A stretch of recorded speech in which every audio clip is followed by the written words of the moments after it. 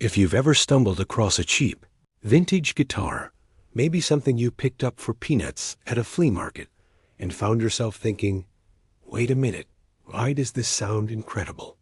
Then you know exactly what I'm talking about. Today, we are diving deep into a true piece of Sears wishbook history, the 1964-65 Silvertone 1413, specifically the Seafoam green one. Now, I have one of these, and it is a marvel. It's got that single weird-looking pancake-type pickup, and honestly, it sounds spectacular. It shouldn't, right? It was a starter guitar, the budget option in the Sears catalog. But man, the tone is just unbelievable. So why does this budget blast from the past deliver such an unbelievably rich, raw, and character-filled sound? The story of the Silvertone 1413 is really the story of its component parts and the passage of time. Let's start with the heart of this beast, the pickup. That single coil unit, often called a pancake or sometimes a cheese grater pickup, is actually a Dermond. Back then, Dermond was making some seriously distinctive transducers. The key feature here is its output. Compared to almost anything made today, even modern single coils, these Dermond units are seriously low output. And that's the magic. Low output means high clarity and dynamic responsiveness. It doesn't push your amp into instant distortion. Instead, it offers a clean, dynamic, and lively sound that faithfully reproduces every subtle nuance of your playing.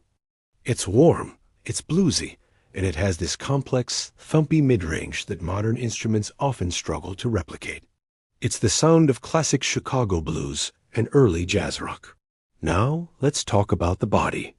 You mentioned these were only made for a short time, around 1964 and 1965, and that they were likely built by the Kay Corporation for Sears, Roebuck & Co.